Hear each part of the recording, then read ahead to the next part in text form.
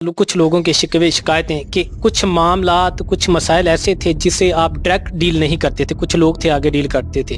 ये शमूलियत कोई सियासी मफादात पर मबनी है या नज़रियात पर मबनी है। तो अगर पाकिस्तान तहरीक इंसाफ टिकट अनाउंस नहीं करती तो उस वक्त आपका क्या ऑप्शन होगा? अक्सर ये तारीख का ये हिस्सा है, जिस वक्त कोई कैंडिडेट कामयाब हो जाता है उसके बाद वो यूथ को नज़रअंदाज करता है, जो जागीरदार हैं उनको ज़्यादा तरजीह देता है, इसी तरह जो डेरेदार हैं उनको ज़्यादा तरजीह देता है। लेकिन जिस वक्त आपको यूथ कामयाब कर देती है तो उस वक्त आपकी क्या हिकमत अमली होगी यूथ के बारे में? वो मेरी यूथ जो है मैं उसको इतना पावरफुल करूंगा कि वहाँ पर कोई हेरा फेरी नहीं होगी, कोई बेईमानी नहीं करेगी, और जो करेगा उसके खिलाफ हम खुद एक्शन लेंगे। हमारे व्हाट्सएप ग्रुप्स होंगे, हमारा ईमेल होगा, हमारा पूरा जो एक सोशल मीडिया का सिस्टम होगा मुकम्मल तौर पे हम उसको बिल्कुल, जिसको कहते हैं ना कि एडवांस सोशल मीडिया, हम उसके मुताबिक अपने यूथ के साथ हम अटैच होंगे। जहाँ कोई ज़रा बराबर भी कोई गलती करेगा हम उसको फ़ौरन वहीं पे पकड़ेंगे। और ये यूथ जो है, ये मेरा एहतसाब ये लोग करेंगे, इससे बड़ी और कोई बात नहीं हो सकती। मेरा ये नजरिया अब एक खुशबू की तरह मुझसे जुड़ा है। That's my point of view. Expose the truth. Expose. बिस्मिल्लाहिर्रहमानिर्रहीम। अस्सलाम वालेकुम नाज़रीन, आप देख रहे हैं दी एक्सपोज पॉइंट प्रोग्राम सियासी बैठक के साथ। मैं हूं आपका मेज़बान मोहम्मद इरफान शाहिद। नाज़रीन, जैसा कि आप जानते हैं कि पूरे पाकिस्तान के अंदर एक सियासी हलचल मची हुई है। इसी तरह ज़िला बहावलनगर के अंदर दिन ब दिन सियासी फ़ज़ा तब्दील होती जा रही है। यहाँ जो नून लीग का ज़िला बहावलनगर एक गढ़ समझा जाता था, लेकिन यहाँ आस्ता आस्ता पाकिस्तान तहरीक इंसाफ अपनी जड़ी मजबूत करती जा रही है। अगर इसकी बात करें, अगर ज़िला बहावलनगर की तहसील मंजराबाद की बात करें तो वहाँ पर जो शाह बरादरान ग्रुप है वो पाकिस्तान तहरीक इंसाफ को सपोर्ट कर रहा है। इसी तरह अगर तहसील फोटाबाज की बात करें तो शौकत बसरा साहब वो भी पाकिस्तान तहरीक इंसाफ को सपोर्ट कर रहे हैं, उन्होंने भी शमूलियत इख्तियार की है। और इसी तरह अगर रुनाबाद की बात करें तो वहाँ पर भी जो वाइटल ग्रुप ज़िया लीग है वो भी पाकिस्तान तहरीक इंसाफ की हमायत कर रहे हैं। हालिया दिनों में जो ज़िमनी इंतखाबात हुए हैं, मलिक मुज़फ़्फ़र ने तहसील चिश्तिया में बहुत ज़्यादा वाज़ह कामयाबी हासिल की। तो इसी तरह जो ज़िला तहसील बहावलनगर है, यहाँ जो मकबूल सियासी शख्सियत और जिनका बहुत ज़्यादा सियासी बैकग्राउंड है, जो साबका deputy speaker of Punjab assembly मियाँ मंजूर मोहल साहब के साहबजादे हैं, जो पार्लिमानी सेक्रेटरी और साबका MP हैं, उन्होंने भी पाकिस्तान तहरीक इंसाफ में शमूलियत का ऐलान कर दिया है। यकीनन ये तहरीक इंसाफ की बहुत बड़ी कामयाबी है। तो इसी हवाले से इसी सिलसिले में आज हाज़िर हुए और हमारे आज के प्रोग्राम के जो मेहमान हैं वो मियाँ मंजूर मोहल साहब हैं। तो आज उनसे दिलचस्प गुफ्तगू करेंगे और जो सियासी सूरत हाल है इसके बारे में मुख्तलिफ सवालात करेंगे और पूछेंगे जो उन्होंने पाकिस्तान तहरीक इंसाफ के अंदर शमूलियत इख्तियार की है तो उसकी वजह क्या है। तो ये तमाम बातें जानेंगे और हम शुक्रिया अदा करते हैं कि मियाँ साहब ने अपना खुशी वक्त निकाला हमारे प्रोग्राम के लिए। तो जी सबसे पहले जी अस्सलाम वालेकुम। जी वालेकुम सलाम इरफान, आप खैरियत से हैं? जी अल्हम्दुलिल्लाह। तो मियाँ साहब, हमारा जो जहाँ भी हम इंटरव्यू करते हैं हमारा जो बुनियादी सवाल ये होता है कि किसी मुआशरे या हल्के की बेहतरी के लिए वहाँ का जो कायदे या रहनुमा है उनका तलीम याफ्ता बाशऊर होना बहुत ज़रूरी है। तो सबसे पहले जो मेरा सवाल है वो तलीम के हिसाब से कि आप बताएं कि आपकी तालीम क्या है और कहाँ से हासिल की? जी बिस्मिल्लाहिर्रहमानिर्रहीम। सबसे पहले तो मैं आपके इस चैनल एक्सपोज को खुश आमदेद कहता हूँ कि आपने ये वक्त निकाला और ये अपॉर्चुनिटी मुझे दी कि मैं आपके तवज्जुह से अपने हलके के लोगों से भी बात कर सकूं और मेरे हलके के लोग मेरे बारे में भी कुछ जान सकें। तो जहाँ तक तालीम का सिलसिला है जी, सबसे पहली बात है कि मेरी प्राइमरी जो एजुकेशन है वो लाहौर एचसन कॉलेज से है। उसके बाद फिर थोड़े से वालिद साहब के सियासी हालात उस वक्त माशाल्लाह और ये पकड़ धक्कड़ सिलसिले थे, तो तब मुझे फिर सादिक पब्लिक स्कूल में शिफ्ट कर दिया गया। तो फिर मैंने सादिक पब्लिक स्कूल से अपनी तमाम तालीम वहाँ से मुकम्मल की मैट्रिक करके। दैन उसके बाद फिर लाहौर FC कॉलेज में, फिर आगे पंजाब यूनिवर्सिटी से ग्रेजुएशन की और लॉ के लिए मैं कायद-ए-आज़म लॉ कॉलेज के अंदर चला गया। तो लिहाजा ये मेरा एक तालीमी सफ़र है। तो शुक्रिया। میاں صاحب یہ بتائیں کہ جو آپ کے والد صاحب تھے وہ بہت بڑی سیاسی شخصیت تھی، اصول و ضوابط کے بہت زیادہ پابند تھے، لیکن آپ نے سیاسی میدان کے اندر ایسی کون سی باتیں ہیں جو اپنے والد گرامی صاحب سے سیکھیں کہ آپ نے اپنی زندگی کا دستور بنا لیا ہو؟ دیکھیں جی، میرے والد صاحب جو ہیں وہ ایک شخصیت ہی نہیں، وہ ایک تاریخ ہے اس ضلع کے لیے، اس صوبے کے لیے۔ وہ ایک تاریخ کا مقام رکھتے ہیں، اور ان کی جو سیاسی زندگی تھی، انہوں نے یہ نہیں کیا کہ وہ ڈائریکٹ ہی صوبائی اسمبلی یا قومی اسمبلی سے سیاست شروع ہوئی۔ ان کی جو سیاست تھی وہ یونین کونسل سے انہوں نے شروع کی، اور یہ 1900 تقریباً 66-67 میں انہوں نے اپنی سیاست کا آغاز کیا، اور وہ پھر تقریباً 1993 سے 96 تک اپنی لاسٹ جو ان کا ڈیزگنیشن تھا وہ as a deputy speaker Punjab assembly رہے۔ اور ان کی سیاست سے جو ہم نے سب سے بڑی چیز جو سیکھی وہ یہی سیکھی ہے کہ آپ جو وعدہ کرو اس کو پورا کرو، وقت کی پابندی کرو، اور اپنے حلقے کے لیے جو کر سکتے ہو اس کی بہتری کے لیے کام کرو، اور یہی ان کا بنیادی اصول تھا۔ یہ تو سب لوگ جانتے ہیں کہ جو آپ کے خاندان ایک سیاسی بیک گراؤنڈ ہے، لیکن جو آپ نے جو اپنی سیاست کا آغاز کیا، کب سے کیا، آپ نے کتنے الیکشن لڑے، کس پارٹی کی طرف سے لڑے، تو اس کے بارے میں اپنا سیاسی کیریئر بتائیں۔ جی الحمدللہ، میں نے اپنا پریکٹیکلی پولیٹکس جو تھی وہ 1997 سے 97 سے میں نے شروع کی، اور ضلع کونسل کا پہلا الیکشن لڑا۔ اور اس ٹائم بھی ہم نے ایک مخالفت میں جا کے، اس ٹائم میاں نواز شریف جو تھے وہ یہاں کے پرائم منسٹر تھے ملک کے، شہباز شریف چیف منسٹر تھے، سردار خان آکو کا یہ ہمارے ایم پی اے تھے، یعنی ایک مخالفت کا بھرپور ایک وقت تھا، اور ہر ایک کا فوکس یہ تھا کہ منظور مول کے بیٹے کو پہلی ہی سیاست کی اس میدان میں ہرا دیا جائے۔ مگر الحمدللہ کہ والد صاحب کا ایک نام، ان کی کاوشیں، ان کی محنت، اور پھر ایک اچھا بیک گراؤنڈ پولیٹیکل ہوتے ہوئے عوام نے ہمارا ساتھ دیا، اور اللہ نے ہمیں کامیابی دی۔ تو اس لحاظ سے میں نے بلدیات کے حوالے سے 3 الیکشن لڑے، اور تینوں دفعہ الحمدللہ میں کامیاب ہوا، چیئرمین بھی بنا، ناظم بھی بنا۔ اس کے بعد جب صوبے کی بات کریں تو میں نے اپنا پہلا الیکشن 2002 میں لڑا۔ اس وقت مسلم لیگ کاف کے میں نے پلیٹ فارم سے الیکشن لڑا، مگر ہم 600 ووٹوں کی صرف دوری سے ہم لوگ وہ سیٹ لوز کر گئے۔ اس ٹائم ہمارے مد مقابل پاکستان پیپلز پارٹی کے ممتاز متیانہ صاحب اور محمد یار ممو کا صاحب وہ ایم پی اے منتخب ہوئے۔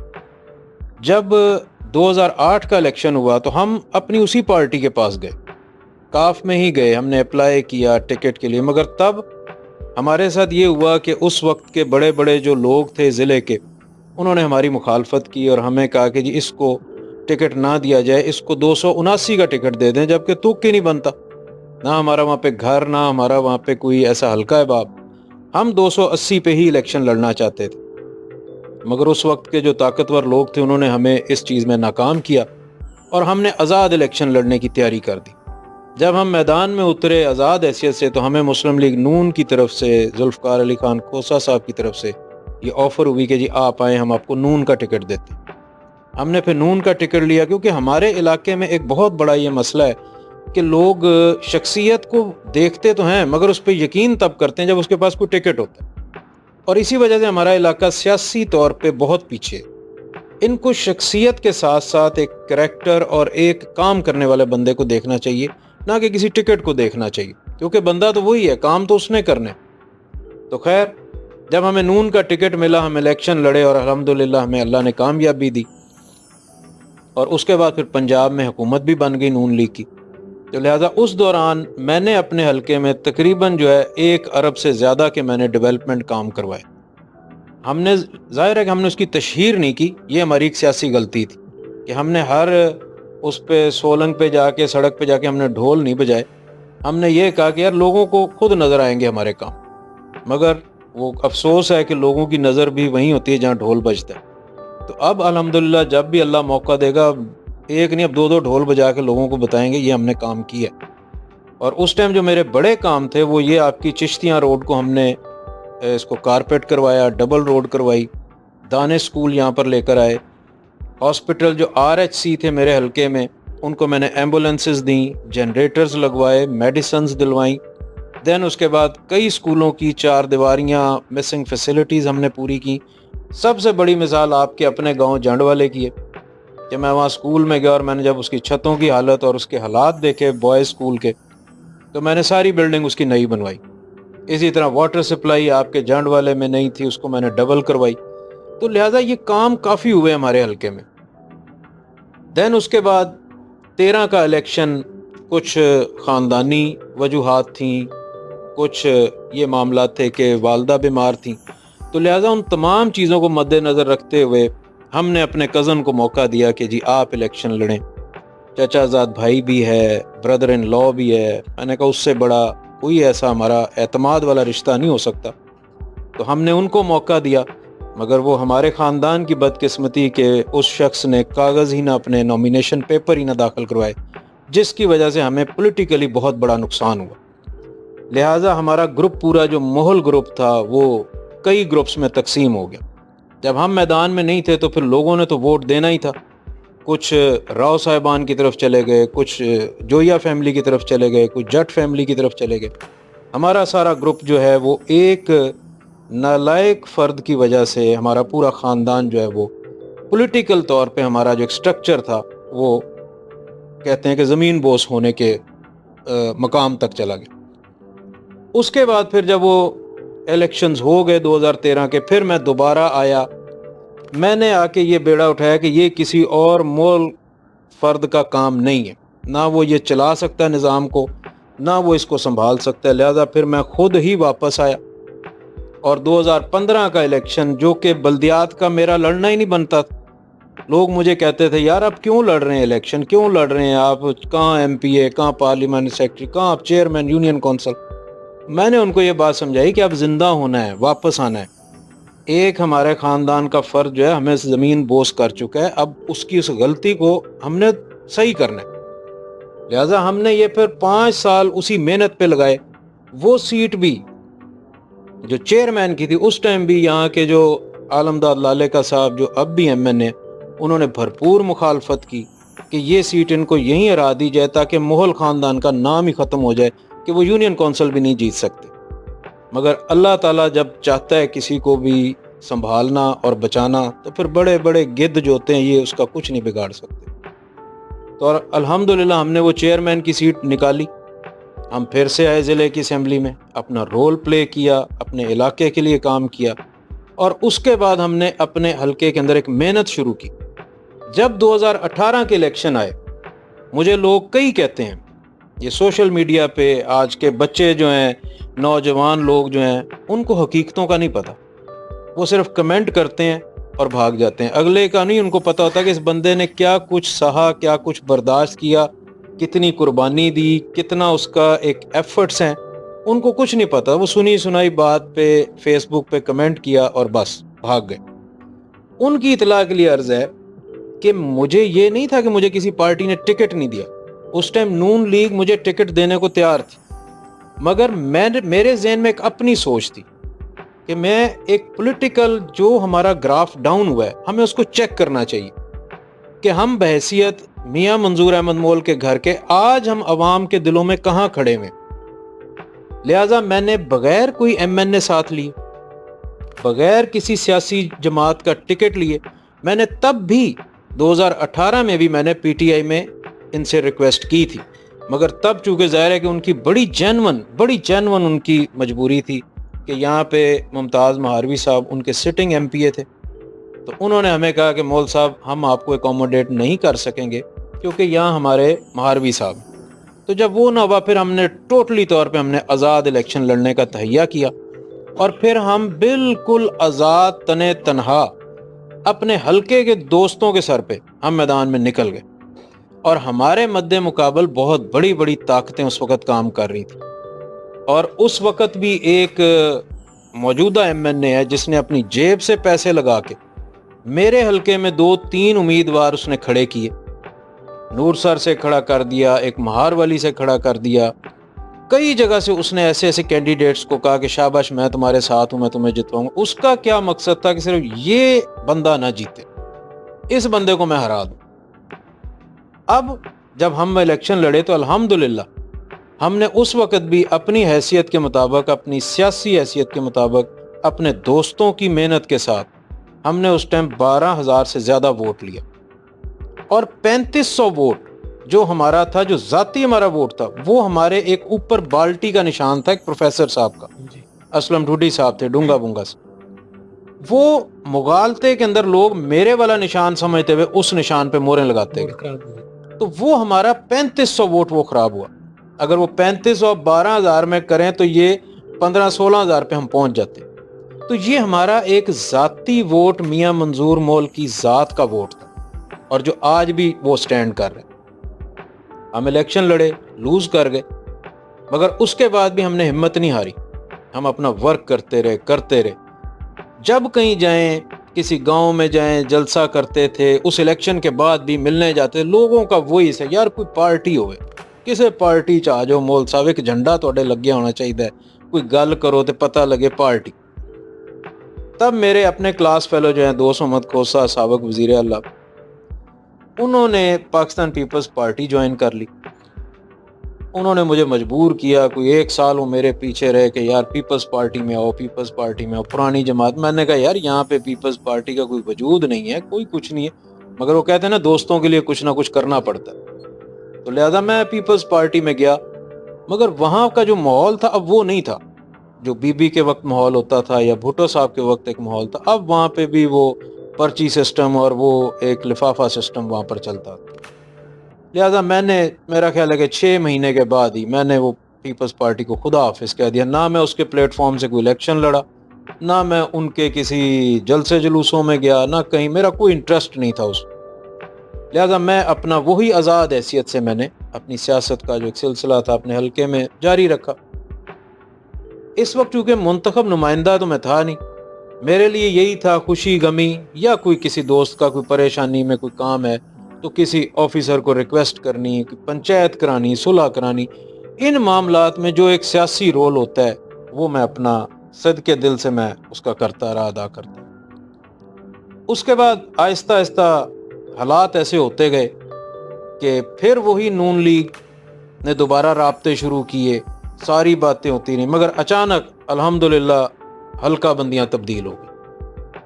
جیسے ہی حلقہ بندی تبدیل ہوئی تو پی ٹی آئی کی جو کچھ سینئر قیادتیں تھیں, کچھ دوست تھے, وہ رابطے میں تھے. جب ان کو یہ پتہ لگا کہ مہاروی صاحب اس حلقے سے اب چلے گئے ہیں, وہ 239 کا حصہ بن گئے ہیں, تو لہذا یہاں پہ اب سیٹ پہ کوئی نہیں ہے. تو چونکہ میری وہ 2018 والی ریکویسٹ ان کے سامنے تھی, انہوں نے مجھے کہا کہ جی آپ اگر آئیں تو ہم موسٹ ویلکم, ہم آپ کو خوش آمدید کہتے ہیں. لہٰذا پھر میں نے ان کو اپنی جب سی وی پیش کی, میں نے کہا جی آپ مجھے ایسے نہ ایکسیپٹ کریں, بات یہ ہے کہ ہم وہ لوگ ہیں جنہوں نے الیکشن لڑنے ہیں اور ہم ایک میدان کے لوگ ہیں, اور اس لیے آپ ہمارا پورا ڈیٹا چیک کریں, ہماری پرسنل آپ انکوائری کریں, آپ جس مرضی سے بھی آپ حلقے کی پوری رپورٹ لیں, اور اس کے بعد اگر آپ کو لگے کہ ہم آپ کو یہ سیٹ جیت کر دے سکتے ہیں تو آپ ہمیں پارٹی میں شامل کر لیں, ہم آپ کے ساتھ آنے کے لیے تیار ہیں. اور الحمدللہ کہ میری سی وی بہت ہائی پروفائل ہے. جب ان کے پاس گئی تو انہوں نے بھی دیکھا, اس کے اوپر انہوں نے اپنا سروے کروایا. مکمل سروے کے بعد یہ ایسے نہیں ہوا کہ میں کل گیا اور ان کا جی آ جاؤ تو ہو جاؤ شامل اور بس بعد میں دیکھی جائے گی. مکمل انٹرویوز کے بعد, مکمل ان کی ملاقاتوں کے بعد, اس کے بعد پارٹی نے مجھے یہ عزت دی, یہ وقار دیا, اور انہوں نے مجھ پر اعتماد کرتے ہوئے انہوں نے مجھے اجازت دی, اور میں نے پارٹی میں شمولیت کا اعلان کیا. اب صورتحال یہ ہے اس علاقے کی کہ آپ فرق دیکھ لیں کہ جب سے میں اس پارٹی کا حصہ بناؤں تو آپ وہ دیکھ لیں کہ جو پی ٹی آئی کا ورکر ہے اور جو سیاست کو سمجھتا ہے کہ ووٹ کون لے سکتا ہے, حلقے کو کون سنبھال سکتا ہے, ڈیولپمنٹ کون کر سکتا ہے, ان کی خوشی کی انتہا ہی نہیں ہے. وہ ایسے استقبال اور ایسے مجھے ملنے کے لیے مبارکیں دینے آ رہے ہیں جیسے ہم اللہ کے فضل سے ہم ایم پی اے کا الیکشن ہم جیت گئے. وہی خوشی, وہی ہار, وہی گولے, وہی انار چلا رہے ہیں, خوشی کا اظہار کر رہے ہیں, ڈھول ڈھمکوں کے ساتھ آ رہے ہیں جیسے لوگ مبارکیں دینے آتے ہیں. تو میں سمجھتا ہوں کہ یہ اللہ تعالیٰ کا بڑا کرم ہے ہماری ذات پہ کہ لوگ ہمیں وہی پیار کرتے ہیں, وہی اعتماد کرتے ہیں, وہی عقیدت دیتے ہیں جو والد صاحب کے وقت میں تھی.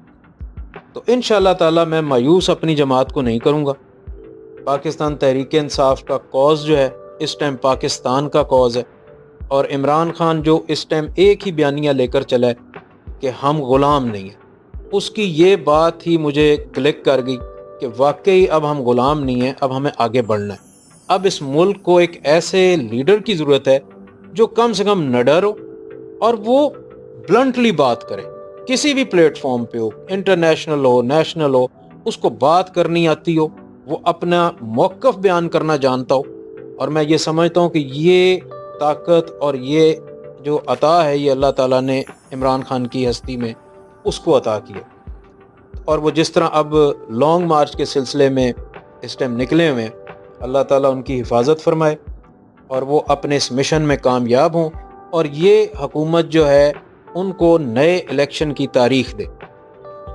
عمران خان کا ذاتی اس وقت کوئی مقصد نہیں ہے، وہ یہ نہیں کہتا کہ جی آپ ان کو ہٹا کے تو مجھے وزیر اعظم بنا دو واپس، نہیں، وہ کہتا ہے الیکشن کراؤ۔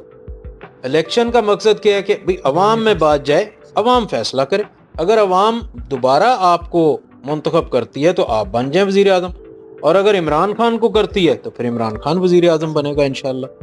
تو بات یہ ہے کہ اس ٹائم جو پاورز ہوتی ہیں نا وہ دو قسم کی ہوتی ہیں۔ یہاں میں اپنے جو میرے پی ٹی آئی کے ورکرز ہیں، میں ان کو ایک بات آپ کے چینل کے توسط سے سمجھانا چاہتا ہوں کہ دیکھیں، سیاست میں دو رول ہوتے ہیں۔ جیسے فوج کے دو رول ہوتے ہیں کہ رینجر آگے لڑتی ہے اور فوج ہوتی ہے پیچھے ہوتی ہے، بیک اپ پہ۔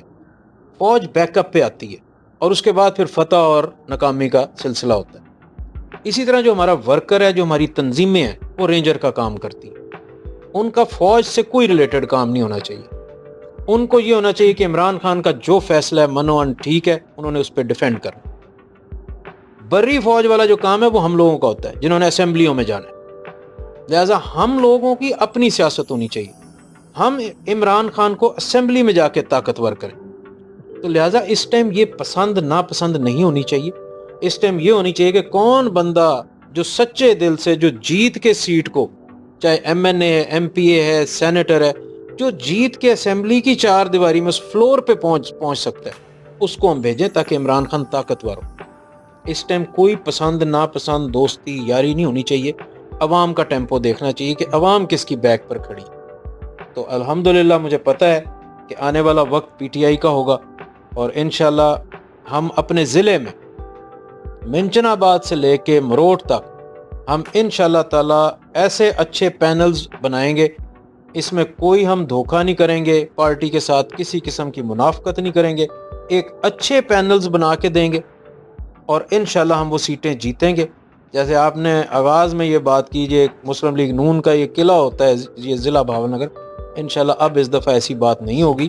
اب تحریک انصاف کے اندر ایسے لوگ آ گئے ہیں جن کی اپنے ایک لوگوں کے ساتھ پیار ہے، محبت ہے، ایک عقیدت ہے، اور لوگوں کو ان کے ساتھ، تو انشاءاللہ اس دفعہ کامیابی یقینی۔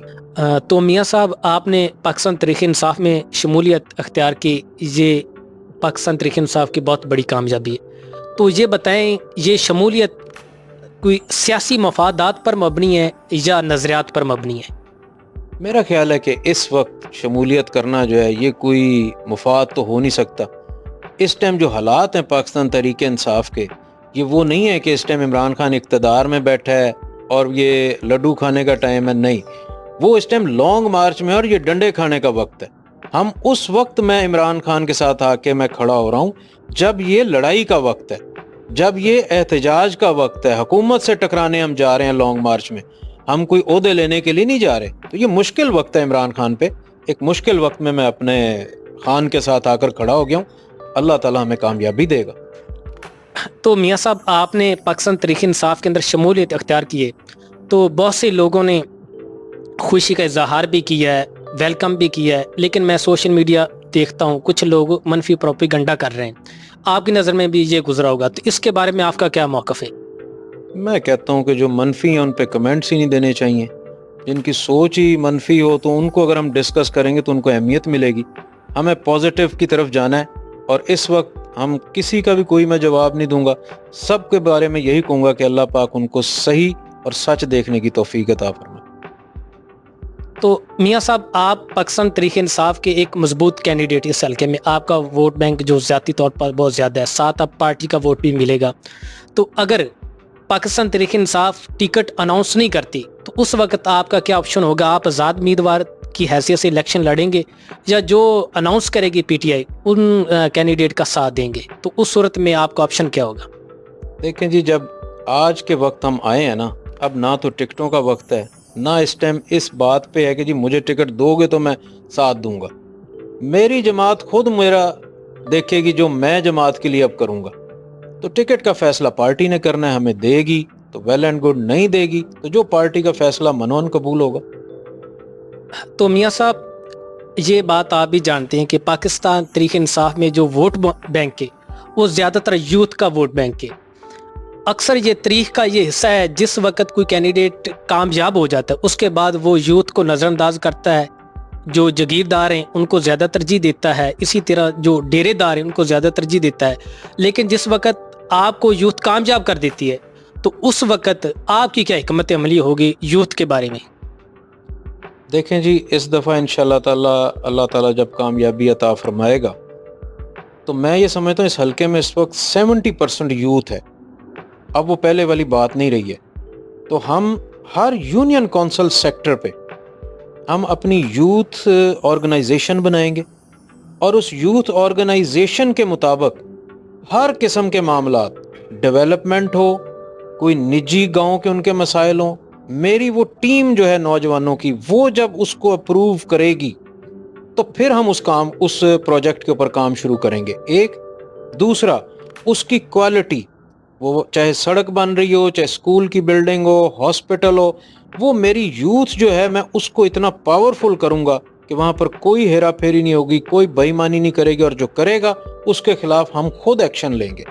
तो मैं इस दफ़ा यूथ को इसका रोल प्ले करने दूंगा और मैं उनको आगे लेकर आऊँगा, उनको अहमियत दूंगा और उनको वही प्रोटोकॉल मिलेगा जो इमरान खान के विजन का एक, जिसको कह लें कि जो इमरान का विजन है नौजवानों के बारे में, हम वही विजन जो है अपनी यूनियन काउंसिल लेवल तक हम लेकर आएंगे इंशाल्लाह। तो मियाँ साहब, पहले आप 2008 का इलेक्शन जीते इक़्तिदार में आए, तो उस वक़्त बाज़ कुछ लोगों के शिकवे शिकायतें कि कुछ मामलात, कुछ मसाइल ऐसे थे जिसे आप डायरेक्ट डील नहीं करते थे, कुछ लोग थे आगे डील करते थे, जिसके वजह से कुछ अबहम पैदा हुए। तो अब आप कामयाब होंगे तो इस वक्त आपकी कोई ना कोई हिकमत अमली तब्दील होगी पहले की निस्बत? देखिए, मैंने आपको पहले वाज़ेह बता दिया कि यूनियन काउंसिल लेवल पे एक यूथ ऑर्गेनाइजेशन होगी, वही मेरा एक हरियावल दस्ता होगा। अब कोई वो कह लेना कि वो फैमिली प्लांटेशन, वो अब नहीं होगी। यहाँ पे जो होगा, हमारे व्हाट्सएप ग्रुप्स होंगे, हमारा ईमेल होगा, हमारा पूरा जो एक सोशल मीडिया का सिस्टम होगा मुकम्मल तौर पे, हम उसको बिल्कुल, जिसको कहते हैं ना कि एडवांस सोशल मीडिया, हम उसके मुताबिक अपने यूथ के साथ हम अटैच होंगे। जहाँ कोई ज़रा बराबर भी कोई गलती करेगा हम उसको फ़ौरन वहीं पे पकड़ेंगे। और ये यूथ जो है, ये मेरा एहतसाब ये लोग करेंगे, इससे बड़ी और कोई बात नहीं हो सकती। तो मियाँ साहब, जो आपके वालिद साहब थे, उनकी ये सियासत थी, वो थाना कल्चर सियासत के ख़िलाफ़ थे, वो गरीबों के हमदर्द थे, मजलूम के साथ खड़े होते थे। लेकिन मियाँ साहब, इस वक्त भी हम देखते हैं कि पाकिस्तान के अंदर और हमारे इलाके में भी थाना कल्चर सियासत अभी तक मौजूद है, और इसके अलावा डेरेदारी निज़ाम, जागीरदाना निज़ाम। तो ये इसका सद्देबाब कैसे हो सकता है आपकी नज़र में? इसके क्या इसका हल है? देखें, इसका हल ये है कि आहिस्ता आहिस्ता हर चीज़ चेंज होगी। इससे पहले आपके SHOs वो लगते थे जो कभी हवालदार जो हुए थे भर्ती, यानी लो रैंकर्स थे, जो आपके ऊपर आके कोई DPO लग रहा है, कोई DSP, कोई वो लग रहा है। अब जब नौजवान तबका आ रहा है ना, ये वो चीज़ नहीं है, ये वो टाउट सिस्टम को वैसे ही पसंद नहीं करते। तो इंशाअल्लाह ताला आप ये यकीन रखें कि ये थाना कल्चर तो कम से कम 240 में तो ये ख़त्म होगा। यहाँ पर हम ये नहीं होने देंगे, ना टाउटिज़म, ना रिश्वत, ना ये जी फलाने की सिफारिश आ गई तो उस पर गलत पर्चा दे दो, उस पर ये कर दो, नो नेवर। हम उसके ऊपर भी अपनी एक यूथ की ऑर्गेनाइजेशन बनाएंगे जो थानों के मामलात को चेक ओवर करेगी। जहाँ कोई SHO, कोई हवालदार कोई चीज़ रिश्वत लेगा, गलत काम करेगा, गलत पर्चे देगा, फिर उसका जिम्मेदार उस वक्त का DPO होगा। मैं वो MPA नहीं होगा कि SHO बदल दो, मैं कहूँगा DSP को बदलो और इस DPO को बदलो, कि जिसका कंट्रोल ही नहीं। इंशाल्लाह हम यूथ को इतना मजबूत यहाँ पे करेंगे कि इनको पता लगेगा कि सियासत में होता क्या। तो मियाँ साहब, जो अब नया इलेक्शन आने वाले जनरल, तो क्या जो मोहल बरादरी है ये मुकम्मल तौर पर मुतफ़िका तौर पर नॉमिनेट करेगी या कुछ अभी भी दड़ाबंदियाँ होंगी? ਕਿਹੜੀ ਬਰਾਦਰੀ ਮੋਲਾਂ ਦੀ? ਆ ਇੱਕ ਘਰ ਬੈਠਾ ਮਨਜ਼ੂਰ ਮੋਲ ਦਾ, ਇੱਥੇ ਇਹੀ ਬਰਾਦਰੀ ਹੈ ਮਨਜ਼ੂਰ मोल दी। सलमान मोल हैं, वो लहदा अपनी कैंपेन कर रहे हैं। इधर देखें जी, सलमान मोल हमारा वर्कर है माशाल्लाह, और वो हमारा वर्क ही करेगा। जब झंडा उसने मेरा लगाया होगा तो वो हमारा ही वर्क करेगा अल्हम्दुलिल्लाह।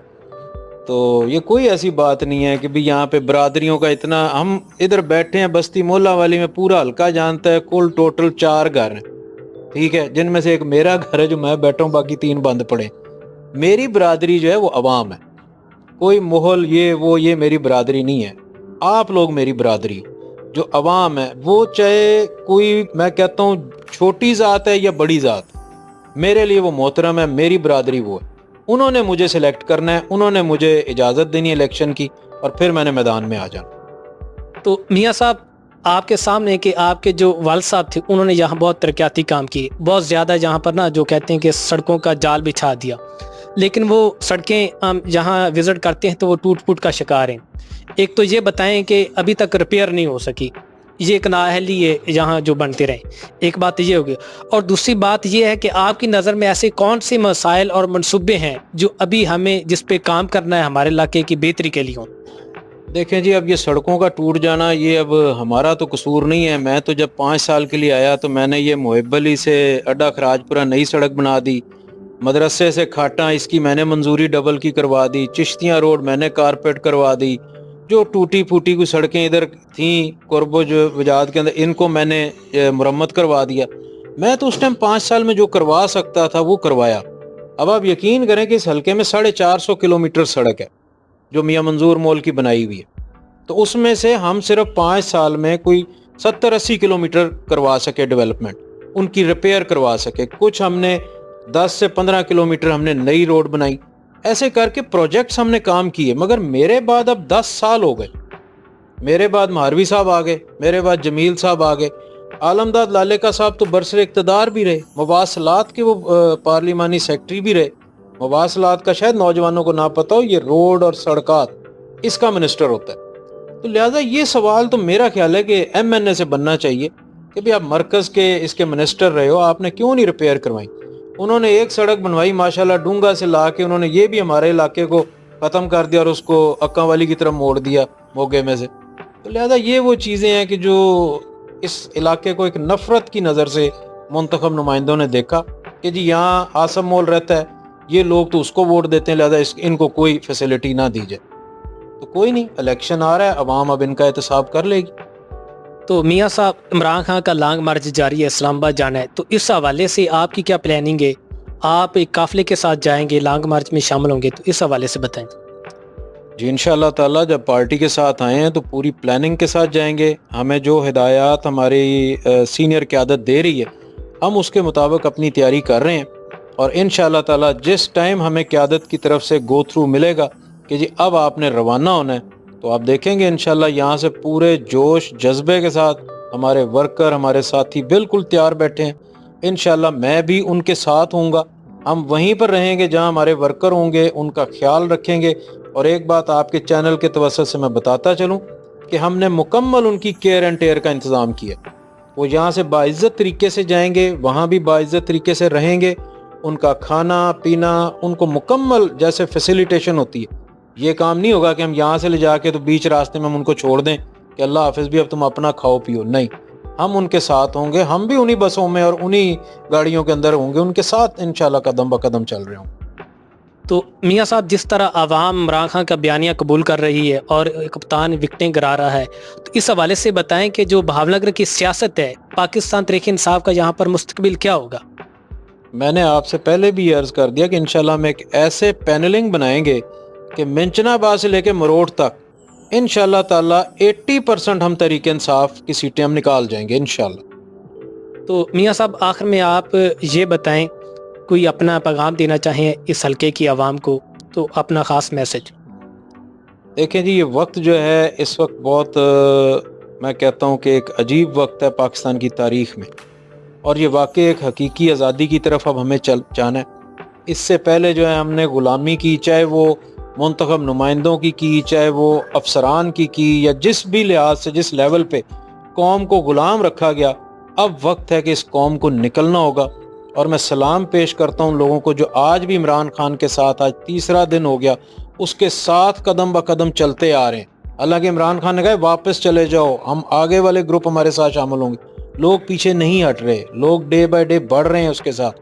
اور انشاءاللہ تعالی جب عمران خان اپنے پوائنٹ پر پہنچیں گے اور ادھر سے جب جنوبی پنجاب انشاءاللہ تعالی، ہمارے صدر ہیں، ہمارے بھائی ہیں، وہ اون عباس صاحب سینیٹر بھی ہیں اور ساؤتھ پنجاب کے وہ صدر ہیں پارٹی کے، انشاءاللہ ہم اون بھائی کی قیادت کے اندر جب یہ جنوبی پنجاب کا جلوس اس جلوس کے ساتھ شامل ہوگا اور وہاں سے سرحد کا شامل ہوگا، تو میں سمجھتا ہوں کہ ہماری شمولیت کے وقت ہی تعداد دیکھتے ہوئے موجودہ حکومت جو ہے یہ الیکشن کی ڈیٹ اناؤنس کر دے گی، اور پھر ہم عوام میں جائیں گے اور انشاءاللہ عوام بہتر فیصلے کریں گے۔ تو میاں صاحب، عمران خان کے حوالے سے کوئی ایسی 2 باتیں جو سب سے زیادہ آپ کو پسند؟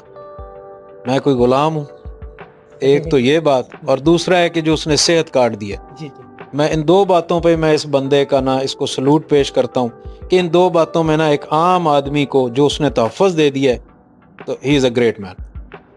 تو ناظرین، یہ تھے میاں آصف منظور مہول صاحب۔ ہم ان کا دل کی اتھا گہرائیوں سے شکر ادا کرتے ہیں کہ انہوں نے اپنا خصوصی وقت دیا، تو بڑے دبانگ انداز سے اور بڑے خوبصورت انداز سے ہر سوال کا جواب بڑے واضح طور پر دے رہے تھے۔ تو اگر یہاں پر میں یہ ناانصافی سمجھوں گا کہ میاں منظور مہول صاحب کی اگر میں خدمات کا ذکر یہاں پر نہ کروں تو ان کی خدمات، ان کی سیاست نہیں تھی بلکہ خدمات تھی۔ اگر آج اس حلقے میں کہیں بیٹھ کر کوئی آدمی صاف پانی پی رہا ہے تو یہ میاں منظور مہول صاحب کی ہی وجہ سے ہے۔ اگر آج اس حلقے میں کہیں بیٹھا کوئی آدمی پنکھے کی آواز لے رہا ہے تو یہ بھی میاں منظور مہول صاحب کی وجہ سے ہے۔ اگر آج اس حلقے میں کہیں بیٹھا کوئی بلب کی روشنی میں پڑھ رہا ہے تو یہ بھی میاں منظور مہول کی ہی وجہ سے ہے۔ اور اس حلقے میں اگر آپ کسی بائک پر یا کسی سواری پر سفر کرتے ہیں سڑکوں پر، اور وہ سڑکیں پر سفر کرتے ہیں، تو یہ بھی میاں صاحب ہی کی بدولت ہے۔ تو میں دعا کرتا ہوں اللہ تعالیٰ ان کی قبر پر کروڑوں رحمتیں نازل کریں۔ تو ہم چاہتے ہیں کہ ہمارے علاقے کی بہتری ہو، اس حلقے کی بہتری ہو۔ تو میاں صاحب نے بہت اچھے انداز میں اپنے خیالات کا اظہار کیا، تو ہم ایک دفعہ پھر اپنے پروگرام میں خوش آمدید بھی کہا ہے، اب شکریہ ادا کرتے ہیں۔ تو ایسے پروگرام دیکھنے کے لیے، سیاسی پروگرام دیکھنے کے لیے، تاریخی پروگرام دیکھنے کے لیے ہمارے چینل سے جڑے رہیں، ہمارے چینل کو سبسکرائب کریں۔ تو اب ہمیں دیجیے اجازت، میرے کیمرہ مین ساتھی محمد اسد اللہ کے ساتھ۔ پاکستان زندہ باد۔ اللہ حافظ۔